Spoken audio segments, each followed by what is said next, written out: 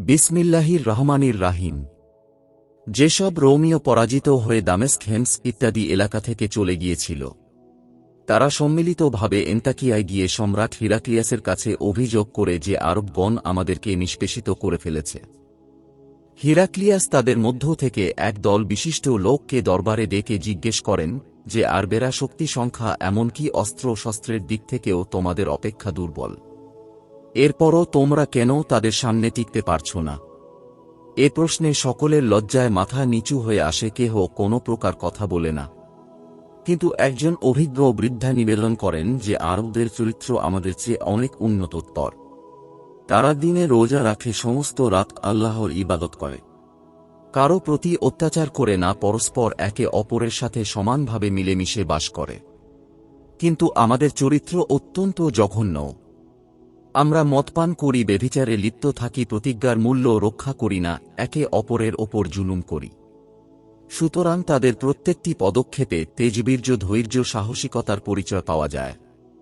আর আমাদের প্রত্যেক কাজেই সাহস ও দৃঢ়তার অভাব দেখা যায়। সম্রাট হিরাক্লিয়াস গোপনে গোপনে সিরিয়া চলে যেতে প্রস্তুত হয়েছিলেন, কিন্তু চারদিক থেকে দলে দলে খ্রিস্টান ফরিয়াদিরা এসে তাকে ঘিরে ফেলে। তখন তারা নিজের পৌরুষের ওপর অত্যন্ত ধিক্কার আসে এবং অত্যন্ত উত্তেজনার সাথে সাম্রাজ্যর সমস্ত শক্তি আরবের ওপর প্রয়োগ করার জন্য বদ্ধপরিকর হয়। রোম, কুস্তন্তুনিয়া, জাজিরা, আর্মেনিয়া ইত্যাদি প্রত্যেক বড় শহরে ফরমান পাঠায় যেখানে যত সৈন্য আছে সবাই যেন নির্দিষ্ট দিনে রাজধানী এন্তাকিয়ায় এসে মিলিত হয়। সমস্ত জেলার শাসনকর্তাদের অনুরূপ নির্দেশ দেয়া হয়। এ হুকুম পোছা মাত্র চারদিক থেকে পঙ্গপালের মতো সৈন্য বাহিনী এসে এন্তাকিয়ার মাঠ ঘাট ছেয়ে ফেলে। হযরত আবু উবায়দা যে সব স্থান জয় করেছিলেন সেখানে জনসাধারণ ও জমিদারগণ মুসলমানদের সুশাসন এবং আচার ব্যবহারে এতই মুগ্ধ হয়েছিল যে ভিন্ন জাতি ও বিজিত হওয়াতে তারা নিজেদের পক্ষ থেকে গুপ্তচর নিযুক্ত করে রোমীয়দের গতিবিধির খবর রাখে। সুতরাং তাদের দ্বারাই হযরত আবু উবায়দা রোমীয়দের ব্যাপক প্রস্তুতির খবর পেলেন।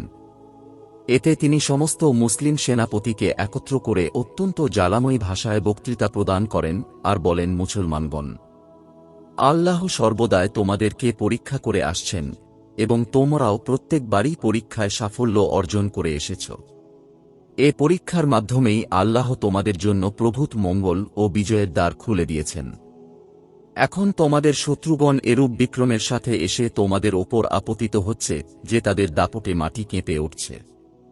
এখন ধীরস্থিরভাবে উপায় উদ্ভাবন করে নাও। বক্তৃতা শুনে হযরত মুয়াবিয়ার ভাই ইয়াজিদ ইবনে আবু সুফিয়ান দাঁড়িয়ে বলেন, চলুন আমরা আমাদের শিশু, বৃদ্ধ ও স্ত্রী লোকদেরকে শহরের ভেতরে রেখে নিজেরা শহরের বাইরে শত্রুর অপেক্ষা করি। এর সাথে সাথে খালিদ ও আমর ইবনে আশকে পত্র লিখে পাঠানো হোক যেন তারা স্থান ত্যাগ করে তাদের সাথে এসে মিলিত হন। সুরাহবিল ইবনে হাসানা ইয়াজিদের কথার প্রতিবাদ করে বলেন, এটা কি করে সম্ভবপর হতে পারে? কারণ শহরবাসীরা সকলেই খ্রিস্টান। আমাদের অনুপস্থিতিতে যদি তারা বিশ্বাস ভঙ্গ করে আমাদের স্ত্রী পুত্রগণকে রোমীয়দের হাতে তুলে দেয় অথবা হত্যা করে, তাহলে আমাদের কি করা সম্ভব? হযরত আবু উবায়দা বলেন, আমরা খ্রিস্টানদেরকেও শহর থেকে বের করে দেব।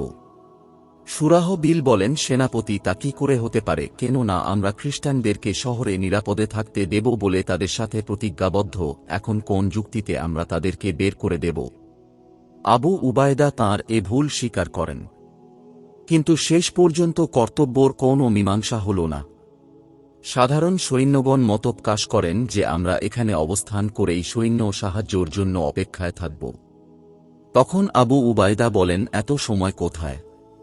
শেষ পর্যন্ত সিদ্ধান্ত হয় মুসলমানগণ হেমস ত্যাগ করে দামেস্ক চলে যাবে, কারণ সেখানে মহাবীর খালিদ রয়েছেন এবং আরবের সীমান্ত সেখান থেকে কাছাকাছি। এ সিদ্ধান্তের পর হযরত আবু উবায়দা রাজস্ব সচিব হাবিব ইবনে মাসালামাকে নির্দেশ দেন যে বর্তমানে খ্রিস্টানদের কাছ থেকে জিজিয়া বাবদ যা আদায় করা হচ্ছে তা সব ফেরত দেয়া হোক, কেননা আমরা তাদেরকে শত্রুর আক্রমণ থেকে রক্ষা করব বলেই তা গ্রহণ করেছিলাম, কিন্তু এখন তা আমাদের পক্ষে করা অসম্ভব। সুতরাং তাদের জিজিয়া রাখার কোনো অধিকার আমাদের নেই। তাদের এটাও বলে দাও যে আমাদের সাথে তোমাদের যে সম্বন্ধ ছিল এখনও তা বজায় আছে, কিন্তু তোমাদের পূর্ণ দায়িত্ব বহন করা যাবে না বলেই তোমাদের দেয়া কর তোমাদেরকে ফেরত দিচ্ছি। মুসলমানদের এরূপ ন্যায় আচরণে স্থানীয় ইহুদি ও খ্রিস্টানদের অন্তরে অত্যন্ত শ্রদ্ধার উদয় হয়।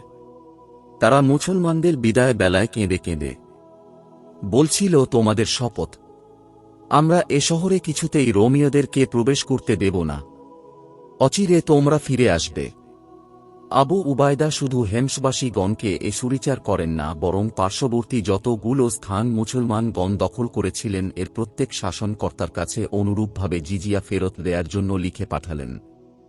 এরপর আবু উবায়দা হেমস ত্যাগ করে দামেস্কের পথে রওনা হন এবং সমস্ত বিষয় খলিফা হজরত ওমর ফারুক রাদিয়াল্লাহু তাআলা আনহুকে লিখে পাঠালেন। মুসলমানগণ রোমীয়দের ভয়ে হেমস ত্যাগ করে আসছে এ খবর শুনে হজরত ওমর রাদিয়াল্লাহু তাআলা আনহু যার পরনা দুঃখিত হন, কিন্তু যখন তিনি জানতে পারেন যে সমস্ত ফৌজ এবং সেনাপতিদের সম্মিলিত সিদ্ধান্ত অনুযায়ী তা করা হয়েছে, তখন তিনি এ বলে সান্ত্বনা লাভ করেন যে হয়তো আল্লাহ কোনো মহান উদ্দেশ্য মুসলমানদের অন্তরে এর জন্য প্রেরণা দান করেছেন। খলিফা পত্রের জবাবে আবু উবায়দাকে লিখেন, আমি তোমার সাহায্যের জন্য সাইদ ইবনে আমরকে পাঠাচ্ছি, কিন্তু মনে রেখো জয় পরাজয় কখনই অধিক সংখ্যক সৈন্যর ওপর নির্ভরশীল নয়। আবু উবায়দা দামেশকে পৌঁছে সকল সেনাপতিকে একত্র করে পরামর্শ চান। ইয়াজিদ ইবনে আবু সুফিয়ান, সুরাহবিল ইবনে হাসানা, মুয়াজ ইবনে জাবাল প্রমুখ সেনাপতি বিভিন্ন মতামত প্রকাশ করেন। ঠিক এ সময় জর্দান থেকে আমর ইবনুল আসের পত্র নিয়ে দূত আসে। তিনি লিখেছেন যে রোমীয়দের আগমন সংবাদে সমস্ত জর্দান প্রদেশে ব্যাপক বিদ্রোহের সৃষ্টি হয়েছে।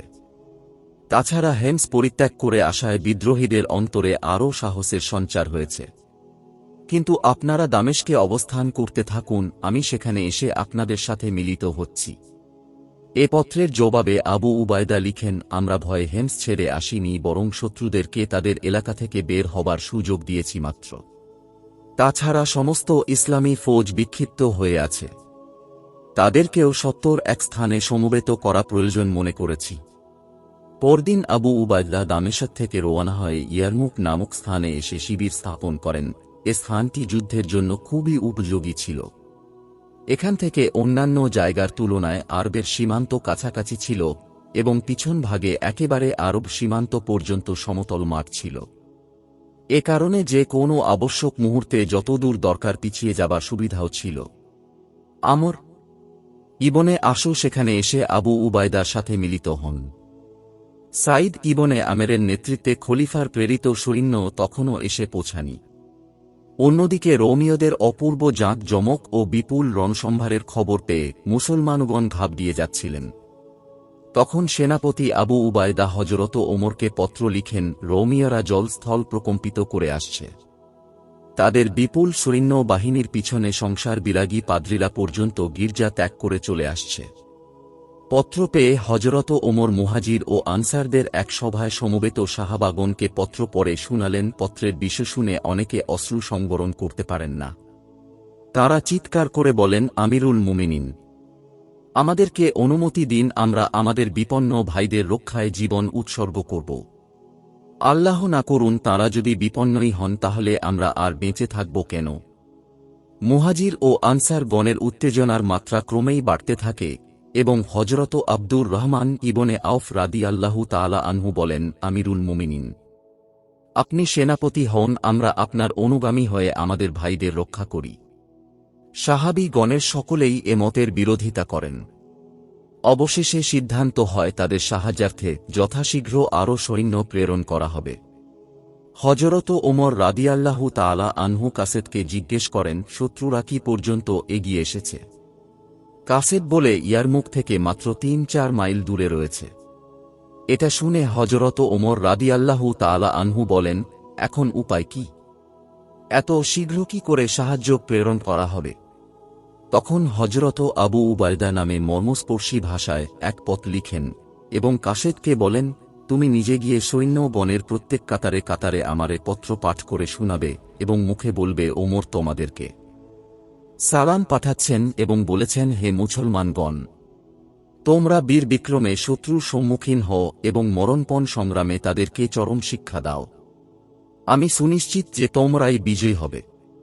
সৌভাগ্যক্রমে যেদিন কাসেদ হজরত ওমরের পত্রসহ শিবিরে পৌঁছায় ঠিক সেদিনই আমর ইবনে সাইদ 100 সৈন্যসহ সেখানে উপনীত হন।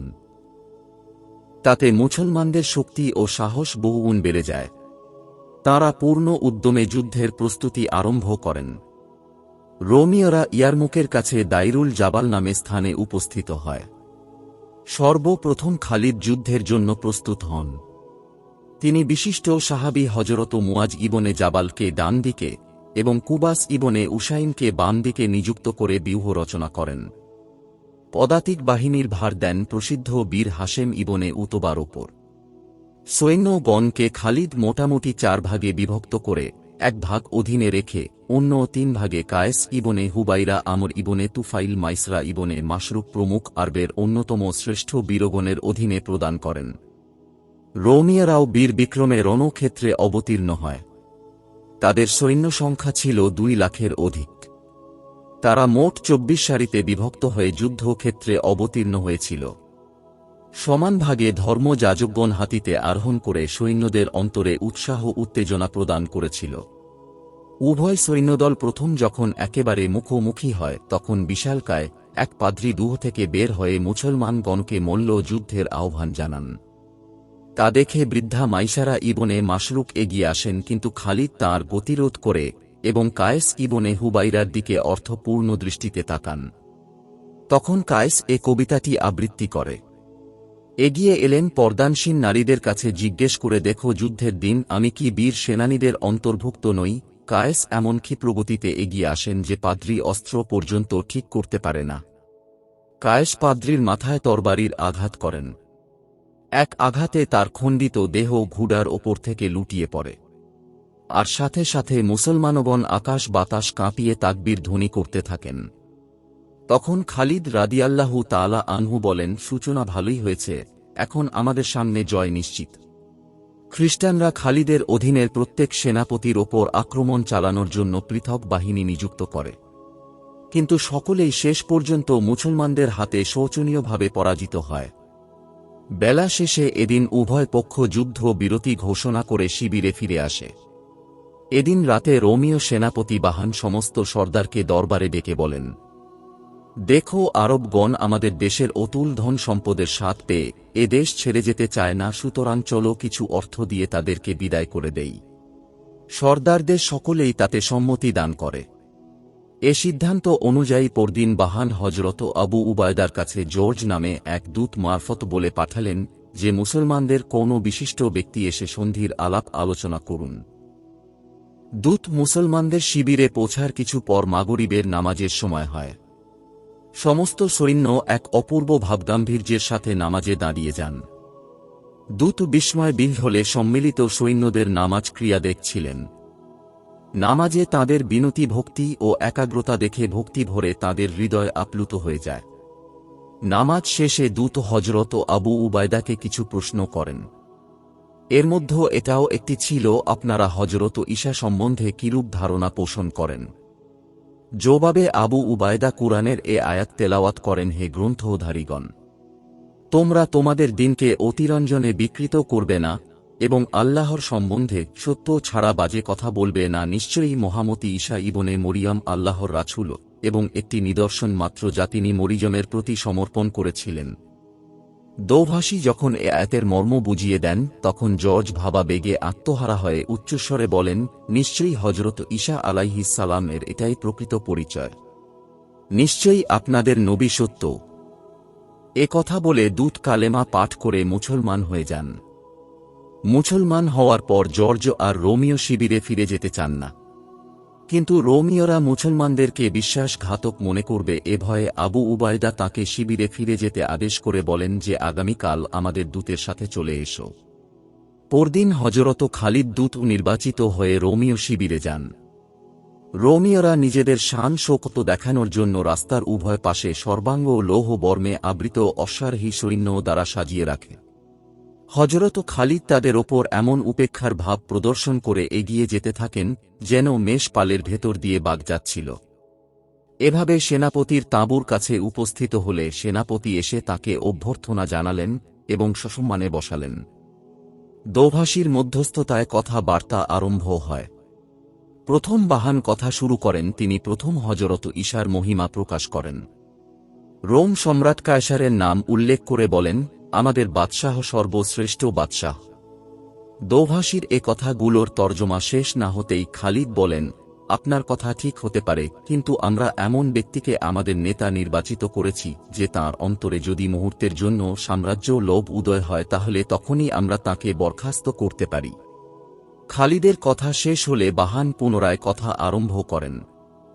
প্রথমে তিনি তাদের অতুল ধনরাশির প্রশস্তি বর্ণনা করেন, এরপর বলতে থাকেন, শুনো হে আরবগণ, তোমাদের যেসব জাতীয় ভাই আমাদের দেশে আশ্রয় নিয়েছে আমরা সর্বদাই তাদের সাথে সদ্ব্যবহার করে এসেছি।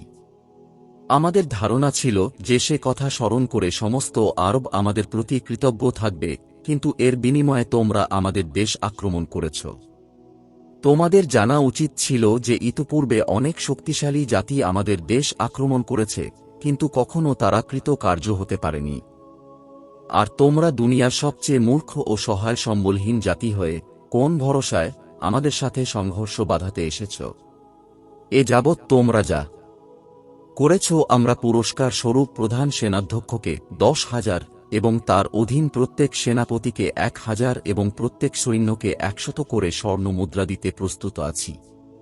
বাহানের কথা শেষ হলে খালিদ দাঁড়িয়ে হামদ ও নাতের পর বলেন, নিঃসন্দেহে তোমরা প্রভূত অর্থ ও বিরাট রাজ্যর অধিপতি। এটাও সত্য যে তোমরা আমাদের আরব ভাইদের সাথে সদ্ব্যবহার করেছ, কিন্তু তা যে তোমাদের ধর্ম প্রচারের একটা অপকৌশল মাত্র তাও আমাদের জানা আছে, যার ফলে আজ আমাদের আরব ভাইয়েরা তোমাদের সাথে মিলিত হয়ে আমাদের বিরুদ্ধে অস্ত্র ধারণ করছে। একটাও সত্য যে আমরা অত্যন্ত দরিদ্র, মূর্খ এবং জালিম ছিলাম। সর্বদা আমাদের সবলরা দুর্বলের ওপর জুলুম করেছে, গোষ্ঠীতে গোষ্ঠীতে ঝগড়া বিবাদ লাগিয়ে দিয়েছে। নিজ হাতে নির্মিত শত শত দেব দেবীর পূজা অর্চনা করেছি। তিনি আমাদের মধ্য অপূর্ব দাতা, দয়ালু ও মহানুভব ছিলেন। তিনি আমাদেরকে আল্লাহর একত্ববাদ শিক্ষা দিয়েছেন। তিনি আমাদেরকে শিক্ষা দিয়েছেন যে আল্লাহ এক, তাঁর অন্য কোনো শরিক নেই, তাঁর স্ত্রী পুত্র কিছুই নেই, তিনি একান্তই এক। তিনি আমাদেরকে আদেশ দিয়েছেন যে আমরা যেন এ মতবাদ বিশ্ববাসীর কাছে প্রচার করি। যারা আমাদের এ মতবাদ গ্রহণ করবে তারা আমাদের ইসলামী ভাই বলে পরিগণিত হবে, আর যারা এ মতবাদ গ্রহণ না করে জিজিয়া কর দিয়ে আমাদের সাথে থাকবে আমরা তাদের পৃষ্ঠপোষক হব। এ দুটি মতবাদের একটিও গ্রহণ না করলে তাদের সাথে আমরা সংগ্রাম করব। খালিদের কথা শুনে বাহান একটি দীর্ঘ নিঃশ্বাস ত্যাগ করে বলেন, আমাদের সৈন্যরা মৃত্যুবরণ করলেও জিজিয়া দেবে না। বরাবর আমরা জিজিয়া আদায় করে থাকি, কাউকে দিতে অভ্যস্ত নই। শেষ পর্যন্ত আলোচনা ব্যর্থ হয়, খালিদ চলে আসেন। এরপর যে সংগ্রামের প্রস্তুতি আরম্ভ হয় এর ধাক্কা রোমীয়রা আর সামলিয়ে উঠতে পারে না। খালিদ রাদিয়াল্লাহু তাআলা আনহু চলে আসার পর রোম সেনাপতি বাহান সমস্ত সেনাপতিকে ডেকে পরামর্শ চান এবং বলেন, তোমরা শুনেছ কি আরবরা দাবি করে যে পর্যন্ত আমরা তাদের প্রজা না হব সে পর্যন্ত তারা তরবারি ত্যাগ করবে না। এখন তোমরা কি তাদেরকে কর দিতে রাজি? ক্রোধ ভরে সকলেই বলে, আমরা মৃত্যুবরণে প্রস্তুত, কিন্তু কোনো প্রকার অপমান সহ্য করা অসম্ভব। পরদিন রোমীয়রা এরূপ সমারোহে যুদ্ধক্ষেত্রে অবতরণ করে যেটা দেখে মুসলমানদের চোখ স্থির হয়ে যায়। মহামতি খালিদ রাদিয়াল্লাহু তাআলা আনহু আরবের সাধারণ নিয়ম পরিত্যাগ করে সম্পূর্ণ নতুন ধরনের ব্যূহ রচনা করেন। মুসলমান সৈন্য সংখ্যা ছিল মোট 35,000। খালিদ সমস্ত সৈন্য 35 ভাগে বিভক্ত করে প্রত্যেক ভাগ দ্বারা একটি সারি তৈরি করেন। সেনাপতি আবু উবায়দাকে মধ্য ভাগে রেখে দক্ষিণ দিকে আমর ইবনে আস ও সুরাহবিলকে নিযুক্ত করেন। বাম দিকের দায়িত্ব প্রদান করেন ইয়াজিদ ইবনে আবু সুফিয়ানের ওপর। তাছাড়া প্রত্যেক সারির জন্য রণকৌশলী একজন সেনাপতি নিযুক্ত করেন। সৈন্যদের মধ্যে উত্তেজনা সৃষ্টির জন্য খ্যাতনামা বক্তাগণকে নিযুক্ত করা হয়। তাঁদের মধ্যে ছিলেন হযরত আবু সুফিয়ানও। তিনি তাঁর অনলবর্ষী বক্তৃতার দ্বারা সমস্ত সৈন্য বাহিনীর অন্তরে যেন আগুন ধরিয়ে দেন। রোমীয়দের বিরাট বাহিনীর তুলনায় মুসলমানদের সৈন্য সংখ্যা যদিও নগণ্য ছিল, তবুও তাঁদের প্রত্যেকটি সৈন্য ছিলেন আরবের বাছা বাছা বীর। তাঁদের মধ্যে 1,000 ছিলেন হযরত রাসূলুল্লাহ সাল্লাল্লাহু আলাইহি ওয়াসাল্লামের সাহাবা এবং এরূপ 100 মহামতি ছিলেন যারা রাসূলুল্লাহ সাল্লাল্লাহু আলাইহি ওয়াসাল্লামের সাথে ইসলাম ও কুফরের প্রথম জিহাদ বদরে অংশগ্রহণ করেছিলেন। এবং আরবের প্রসিদ্ধ গোত্র বনু আজদের লোক ছিলেন 10,000-এরও বেশি। তাছাড়া লখম, হামদান, খাওলান, জুজাম প্রভৃতি গোত্রগুলোর সেরা লোকগণও যোগদান করেছিলেন। এ যুদ্ধের অন্য একটি বৈশিষ্ট্য ছিল এটাই যে এখানে মুসলিম মহিলাদেরও একটি বিরাট দল ছিল এবং তারা যুদ্ধে অত্যন্ত বীরত্বের সাথে সংগ্রাম করেছিলেন। তাদের মধ্যে হযরত মুয়াবিয়ার মা হিন্দা এবং বোন জুয়াইরিয়ার বীরত্ব ইতিহাসে স্বর্ণাক্ষরে লেখা রয়েছে। হযরত মিকদাদের আওয়াজ ছিল সুন্দর। তিনি জিহাদের প্রেরণামূলক সূরা আনফাল পাঠ করে সৈন্যদের সামনের দিকে এগিয়ে যাচ্ছিলেন। তাঁর পাঠের প্রত্যেকটি আয়াত যেন সৈন্যদের মর্মে প্রবেশ করছিল আর নতুন প্রেরণায় তাঁদেরকে উদ্বুদ্ধ করে তুলেছিল। অন্যদিকে রোমীয়দের অবস্থা ভাবলেও শরীর শিহরে ওঠে। 2 লাখ সৈন্যর বিরাট বাহিনী জীবনপণে এগিয়ে আসছিল। অগ্রভাগে 30,000 সৈন্য পায়ে বেদি লাগিয়ে আসছিল যেন পলায়নের কোনো সুযোগই না থাকে। পাদ্রীরা হাতির ওপর আরোহণ করে ক্রোশসহ আসছিল এবং মাঝে মাঝে হযরত ঈসা আলাইহিস সালাম এর জয়ধ্বনি করে সৈন্যদের উৎসাহিত করছিল। এর ফলে খ্রিস্টান সৈন্যরা বিপুল বিক্রমে মুসলমানদের ওপর আপতিত হয়। মুসলমানগণ অনেকক্ষণ ধরে দৃঢ়তার সাথে তা প্রতিরোধ করে চলেন, কিন্তু শেষ পর্যন্ত এ ভীষণ সয়লাব যেন তাদের পদস্খলিত করে এবং ব্যূহের দক্ষিণ ভাগ ছিন্ন হয়ে পথভ্রষ্ট হয়ে সরে যায়। সুযোগ বুঝে রোমীয়রা এদিকে তীর বৃষ্টি শুরু করে। মুসলমানরা তা প্রতিরোধ করতে না পেরে পিছিয়ে মহিলাদের তাঁবুর সামনে এসে পড়েন। মহিলাগণ সৈন্যদের এরূপ কাপুরুষতা দেখে অতি ক্রুদ্ধ হলেন এবং তাঁবুর খুঁটি সরিয়ে বলতে থাকেন, সেনাগণ যদি পিছনে হটো তাহলে এ খুঁটির আঘাতে তোমাদের মাথা চূর্ণ বিচূর্ণ করে দেব। ইসলামের ইতিহাস প্রসিদ্ধ বীরাঙ্গনা মহিষী খাওলা একটি শ্লেষপূর্ণ কবিতা আবৃত্তি করে মুসলমানদের আত্মমর্যাদাবোধ জাগিয়ে তুলেন। বীরাঙ্গনাদের এ প্রচেষ্টা মুসলিম বীর বৃন্দের চৈতন্যোদয় হয়। তাঁরা আবার রুখে দাঁড়াবার প্রেরণা লাভ করেন। হযরত মুয়াজ ইবনে জাবাল অশ্ব পৃষ্ঠ থেকে লাফিয়ে সকলকে আহ্বান জানালেন, যার যোগ্যতা আছে সে আমার অশ্বের যোগ্য হক আদায় করুক। তাঁর পুত্র ছিলেন একজন উত্তম অশ্বারোহী। তিনি এ মুহূর্তে পিতৃ অশ্বে আরোহণ করেন এবং পিতা পুত্রে মিলে রোমীয়দের ওপর এমন পল বিক্রমে ঝাঁপিয়ে পড়েন যে তাদের ক্রমবর্ধমান অগ্রগতি থেমে যায়। বিক্ষিপ্ত মুসলমানগণ নিজদেরকে কিছুটা সামলিয়ে নেয়ার সুযোগ পেলেন। তাদের পিছনে জুবায়দা গোত্রের সর্দার হাজ্জাজ 500 সাহসী সৈন্য নিয়ে খ্রিস্টানদের ওপর পতিত হন।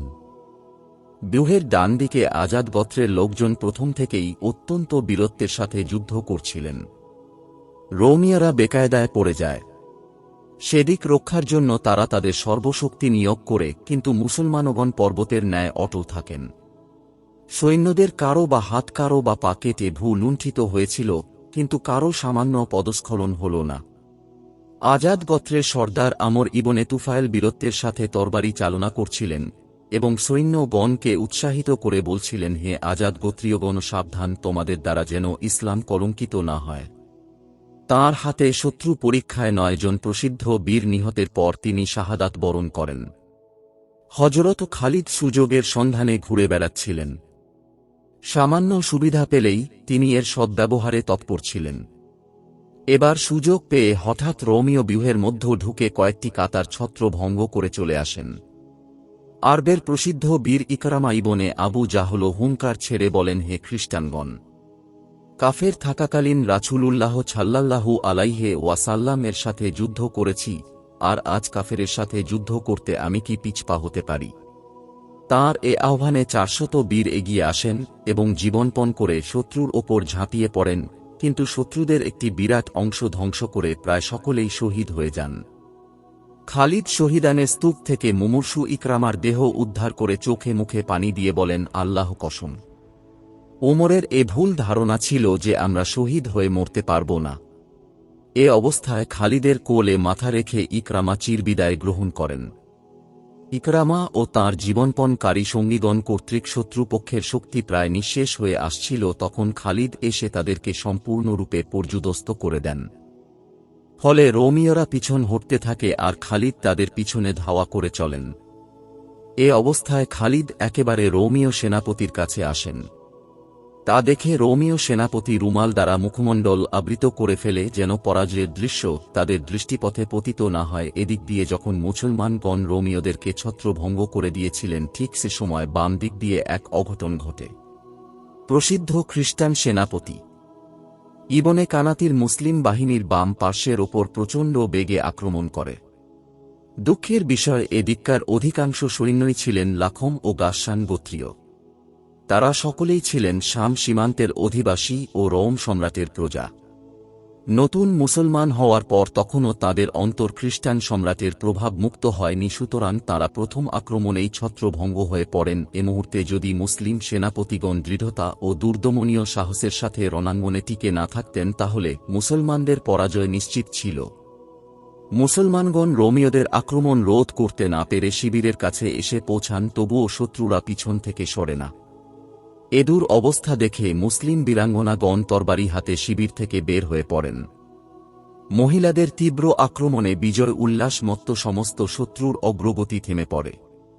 মুসলিম সৈন্যগণ যদিও ছত্রভঙ্গ হয়েছিলেন, কিন্তু অসম সাহসী সেনাপতিগণ দৃঢ়পদে শত্রুর আক্রমণ প্রতিরোধ করেছিলেন। তাদের মধ্যে মহাবীর কুবাসের হাত থেকে তরবারি ও সড়কি ভেঙে পড়লে তিনি চিৎকার করে বলেন, কে এমন ব্যক্তিকে সাহায্য করবে যে তার প্রভু আল্লাহর সাথে ওয়াদা করেছে যে যুদ্ধ থেকে যদি ফিরতে হয় তাহলে প্রাণ নিয়ে ফিরব, না মরেই ফিরব। এ কথা শুনে লোকেরা তাঁর হাতে অস্ত্র তুলে ধরে তিনি জীবনপণ করে শত্রুর ওপর ঝাঁপিয়ে পড়েন। সেনাপতি সাইদ ইবনে জায়েদ, ইয়াজিদ ইবনে আবু সুফিয়ান, আমর ইবনে আশ-শুরাহবিল ইবনে হাসানা প্রমুখ বীরগণের সেদিনকার অপূর্ব আত্মত্যাগ ও দুঃসাহসের তুলনাও ইতিহাসে বিরল। আবুল আওয়ার নামে একজন সর্দার অশ্ব পৃষ্ঠ থেকে লাফ দিয়ে পড়েন এবং তার অধীন সৈন্যদেরকে লক্ষ্য করে বলেন, ধৈর্য ও দৃঢ়তা দুনিয়ার সম্মান এবং আখিরাতের অশেষ রহমত প্রদান করে, সুতরাং কেহই এ মহাসম্পদ হাতছাড়া করো না। সাইদ ইবনে জায়েদ ক্ষোভে অধীর হয়ে অপেক্ষা করছিলেন। এমন সময় শত্রুরা তাঁর দিকে এগিয়ে আসে। তিনি সিংহ বিক্রমে লাফিয়ে পড়েন এবং শত্রু ব্যূহের সামনের ভাগের সেনাপতিকে শত্রু সদনে প্রেরণ করেন। ইয়াজিদ ইবনে আবু সুফিয়ান অত্যন্ত দৃঢ়তার সাথে যুদ্ধ করছিলেন। ঘটনাক্রমে তখন এদিকে তাঁর পিতা আবু সুফিয়ান এসে পৌঁছান এবং পুত্রকে বলেন, প্রিয় পুত্র, এখন প্রত্যেকটি মুসলমান বীরত্বের পরিচয় প্রদর্শন করছেন। তুমি সেনাপতি, সুতরাং যদি কেহ তোমার থেকে বেশি বীরত্ব দেখানোর সুযোগ পায় তাহলে তোমার জন্য তা অত্যন্ত লজ্জাকর ব্যাপার হবে। সুরাহবিল চারদিক থেকে শত্রু সৈন্য দ্বারা পরিবেষ্টিত হয়েও পাহাড়ের ন্যায় অটল ছিলেন এবং কুরআনের এ আয়াত তেলাওয়াত করে হুঙ্কার ছাড়তে থাকেন, নিশ্চয় আল্লাহ একদল মুমিনের জীবন ও সম্পদ জান্নাতের বিনিময়ে কিনে নিয়েছেন, তারা আল্লাহর পথে জিহাদ করবেন। এবং আবেদন জানাতে থাকেন যে আল্লাহর নামে জীবন উৎসর্গকারীগণ কোথায়, আল্লাহপরশী হওয়ার আকাঙ্ক্ষীগণ কোথায়। তাঁর এ আহ্বান যার কানে গিয়ে পৌঁছায় তিনি শত্রুদের ওপর ঝাঁপিয়ে পড়তে থাকেন। এভাবে ক্রমান্বয়ে মুসলিম সৈন্যগণ যুদ্ধের মোড় ঘুরিয়ে দেন এবং বিক্ষিপ্ত সৈন্যগণ পুনরায় এসে একত্র হলেন। পিছন দিক থেকে মুসলিম মহিলাগণ উচ্চস্বরে বলেন, বীরগণ, যুদ্ধক্ষেত্র থেকে পালিয়ে এসে আমাদের মুখ দেখতে আসবে না। উভয় পক্ষ জীবনপণ করে যুদ্ধে লিপ্ত হয়। কোন দিকের জয় পরাজয়ের সুস্পষ্ট কোনো আভাস দেখা যায় না, কিন্তু রোমীয়দের তৎপরতায় মুসলমানগণ অপেক্ষাকৃত বেশি ক্ষতিগ্রস্ত হয়ে পড়েছিল। এমন সময় মুসলমানদের পিছন দিকের ভারপ্রাপ্ত সেনাপতি কায়েস ইবনে হুবাইরা হঠাৎ এসে ভীষণভাবে আক্রমণ করেন। তাঁর এ অতর্কিত আক্রমণের জন্য রোমীয়রা মোটেই প্রস্তুত ছিল না, সুতরাং আক্রমণের তীব্রতা সহ্য করতে না পেরে পিছনে হাঁটতে থাকে। সেদিকে ব্যূহের মধ্যভাগ থেকে সাইদ ইবনে জায়েদও এসে কায়েসের সাথে যোগ দেন এবং শত্রুদের পশ্চাদ্ধাবন করে নিয়ে চলেন। দেখতে দেখতে রোমীয়দের মৃতদেহে রণভূমি পরিপূর্ণ হয়ে যায়। মুসলমানগণ পলায়মান। রোমীয়দেরকে রণাঙ্গনের সংলগ্ন জলাশয়ের দিকে ধাওয়া করেন। অল্প ক্ষণের মধ্যে জলাশয়টি মৃতদেহে পূর্ণ হয়ে যায়। অগণিত শত্রুর দ্বারা পরিবেষ্টিত যুদ্ধক্ষেত্র অতি অল্প সময়ে শূন্য হয়ে যায়। সাথে সাথে বিজয় উল্লাসে মুসলমানগণ বিজয়ধ্বনি করতে থাকেন। যুদ্ধে রোমীয়দের অসংখ্য সৈন্য ক্ষয় হয়েছিল। মৃতদের সংখ্যা সম্বন্ধে ইতিহাসবিদগণের মধ্যেও মতভেদ দেখা যায়। তাবারি লক্ষাধিক বলে বর্ণনা করেছেন এবং ঐতিহাসিক বালাজুরি ৭০,০০০ বলে উল্লেখ করেছেন। আল্লাহ সর্বজ্ঞা জ্ঞাত। মুসলিম সৈন্যদের মধ্যেও প্রায় ৩,০০০ সৈন্য শহীদ হয়েছিলেন, যাদের মধ্যে জারার ইবনে আজওয়ার, হিশাম ইবনে আবআন, সাইদ, ইকরামা প্রমুখ ইসলামের প্রসিদ্ধ বীর সন্তানদের নাম বিশেষভাবে উল্লেখযোগ্য। রোম সম্রাট তখন পর্যন্ত এন্তাকিয়ায় অবস্থান করছিলেন। পরাজয়ের খবর পেয়ে সেখান থেকে তিনি অতি সত্বর কুস্তুনতুনিয়া, কনস্টান্টিনোপাল চলে যান। বিদায় বেলায় তিনি সিরিয়ার দিকে ফিরে বলে গিয়েছিলেন, হে সিরিয়ার অধিবাসী বিদায়। হজরত আবু উবায়দা হুজাইফা ইবনে ইয়ামানের নেতৃত্বে একটি প্রতিনিধি দল খলিফার দরবারে বিজয় সংবাদ প্রদানের জন্য প্রেরণ করেন। হজরত ওমর দীর্ঘদিন যাবত যুদ্ধের খবরের জন্য আহার নিদ্রা ত্যাগ করে অপেক্ষা করছিলেন। বিজয় সংবাদ পাওয়া মাত্র তিনি আল্লাহর দরবারে সিজদা করে শুকরিয়া আদায় করেন। আল্লাহ সর্বজ্ঞা জ্ঞাত।